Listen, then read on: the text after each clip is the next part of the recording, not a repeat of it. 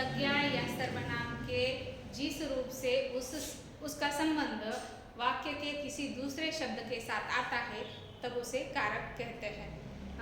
कोई भी शब्द है, संज्ञा है या सर्वनाम है, उसको ने, से, को, के जरिए इस तरह के कारक चिन्ह जब लगते हैं तब जाकर वह वाक्य में आने के योग्य बन जाता है। मैं अगर कहूँगी स्मिता खाया, तो उसका कोई अर्थ है क्या? कुछ अर्थ लगता है क्या? वह अटपटा सा लग जाता है। लेकिन मैं अगर कहूँगी स्मिता ने खाना खाया, इस तरह से ने यह प्रत्यय या ने यह कारक चिन्ह लगने से वह वाक्य में बैठने योग्य हो गया है। इसलिए वाक्य में कारक चिन्हों का महत्व होता है।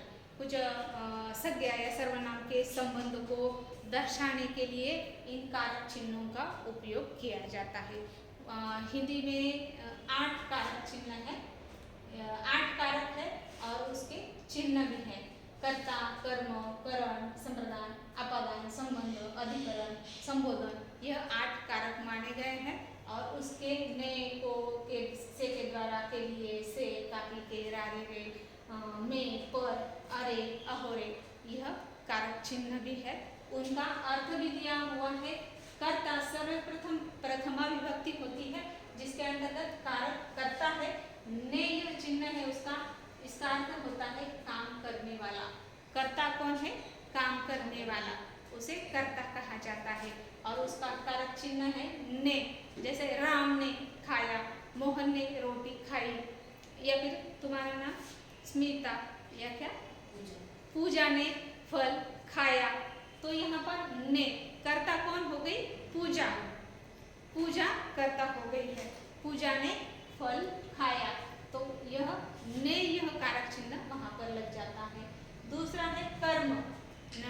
इस ने कारक चिन्ह के भी कुछ नियम बताए गए हैं कर्ता को लेकर। जैसे कि पूजा खाती है या फिर राम खाता है, वहाँ यहाँ पर ने यह प्रत्यय नहीं लगा है। यह क्या है?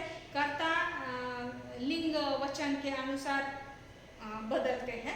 इसके विपरीत जहाँ पर लिंग वचन पुरुष कर्ता के अनुसार न होकर कर्म के अनुसार होते हैं तब ने यह प्रत्यय लग जाता है। कर्म क्या है? कोई भी वस्तु चीज जो होती है उसे कर्म कहा जाता है। अगर वाक्य में कर्म हो, क्रिया का फल कर्म पर पड़ता है, तब जैसे कि पूजा ने मिठाई खाई, यहाँ पर क्या खाई है पूजा ने? मिठाई। तो कर्म मिठाई है, कर्ता पूजा है, वहाँ पर ने यह प्रत्यय लगा हुआ। क्रिया क्या है? खाने की क्रिया है, तो वहाँ पर ने प्रत्यय होता है। इसके अलावा ने कहाँ कहाँ पर लगता है? तो जहाँ पर उसका जब भूतकाल के अंतर्गत आसन्न भूत हो, सामान्य भूतकाल हो, पूर्ण भूतकाल हो, संदिग्ध भूतकाल को छोड़कर बाकी संदिग्ध भूतकाल में भी ने यह कर्तुवाच्य होता है और यह चिन्ह कारक चिन्ह उसे लग जाता है। इसके अलावा जब संयुक्त क्रिया के अंतर्गत दोनों खंड अकर्मक हो तब दोनों खंड सकर्मक हो तो भूतकाल को छोड़कर सभी भूतकालों के आगे ने यह चिन्ह लग जाता है। संयुक्त क्रिया के दोनों खंडों में सकर्मक हो तब अपूर्ण भूतकाल को छोड़कर सभी भूतकालों में ने यह प्रत्यय लग जाता है। जैसे कि मोहन ने उत्तर कह दिया, किशन ने खा लिया। यहाँ पर क्या है? संयुक्त क्रिया के दोनों खंड क्या है? वाक्य क्या है? किशन ने खा लिया, संयुक्त वाक्य है। और दोनों किशन ने खाया भी है और खा लिया, पूर्ण भूतकाल वहाँ पर हो गया है। वाक्य के दोनों खंड अकर्मक हो गए हैं और वहाँ पर ने प्रत्यय नहीं लगता। सामान्यतः अकर्मक क्रिया में ने प्रत्यय नहीं लगता है, लेकिन जब वह अकर्मक क्रिया जब सकर्मक बन जाती है तब ने यह प्रत्यय लगता है। इस बात को ध्यान में रखिएगा। इसके अलावा अकर्मक क्रिया प्रेरणार्थक क्रियाओं के साथ भी ने यह प्रत्यय लग जाता है। वहाँ पर भी प्रेरणार्थक क्रिया में अपूर्ण भूतकाल के साथ ने प्रत्यय नहीं लगता है।